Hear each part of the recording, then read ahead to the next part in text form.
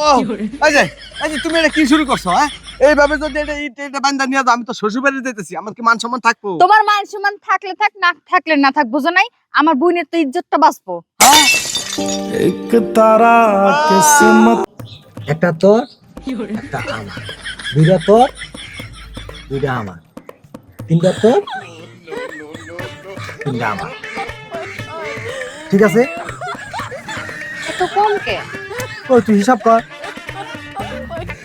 এই দেখ, একটা তোর একটা আমার, দুইটা আমার তিনটা তোর।